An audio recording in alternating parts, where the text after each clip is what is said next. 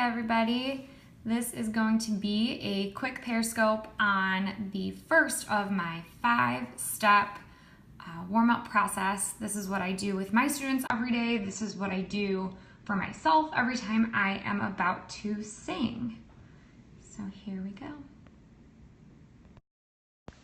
Flip that right around there. Hello.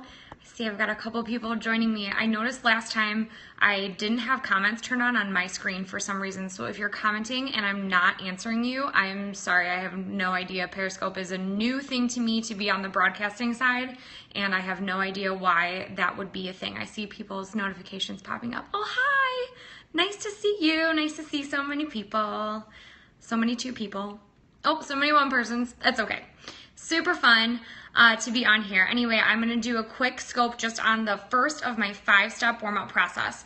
The first thing that I always do with my students is warm up, regardless of how much time we have. If you can't warm up, you can't have a good singing day. You're not going to have a good time singing on cold chords. You're not going to have a good time singing with cold posture. It's just not a good thing to do.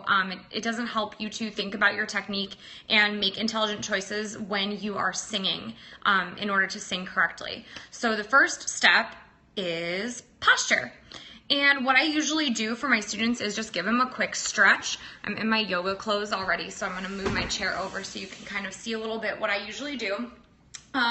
I normally give them a couple minutes to just like stretch out on their own, so whatever that looks like for them. Sometimes they do some things that they usually do like in their PE class or other things like that, so they get little like stretches like this, whatever they want to do, and then I'll guide them through the following process. And it changes and varies just depending on what we need for that day. So I have them roll their shoulders back a few times, roll them forward a few times, squeeze them up, down, down.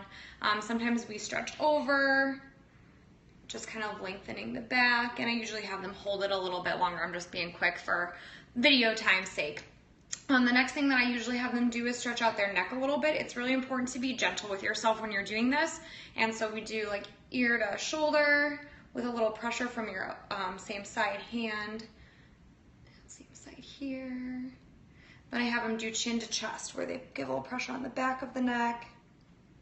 And they do a couple rolls all the way around, leaving the jaw loose, especially as you get towards the back, because you don't want to create any tension here with your vocal cords or any kind of tension really at all. The whole purpose of this is relieving tension, actually.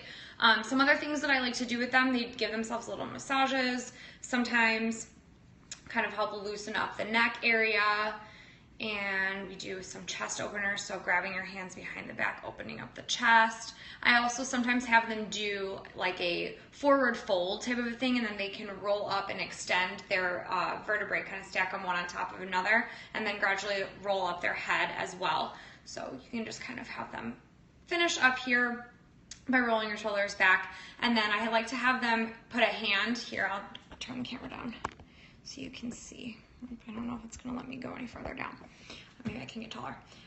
Put a hand like on their belly, between their belly button and their like the top of their rib cage, and I tell them not to squish their chocolate cake, which everybody, you know, you love chocolate cake. We're from Chicago, so Portillo's chocolate cake, that always gets them. They all know what I'm talking about when I say that. So put a hand right here and just make sure that you are lengthening and extending your core, but still staying fairly mobile. So not like a soldier, not anything like that. You just want to be extended and lifted up out of your hips. It's really easy, especially if you sit all day, to kind of be crunched down and crunch forward a little bit, but it just takes a little bit more engagement from the core muscles to extend up from your hips and kind of lift yourself out of that. Then when I have them standing still, I have students standing still, or have myself stand still. Arms down at your sides, knees slightly bent, one foot a little bit in front of the other so that you're very stable, and that's it. And then you're good to go. So tune in either later on this week or early next week. I'll probably do step 2, which you can wait to find out what that is until next time.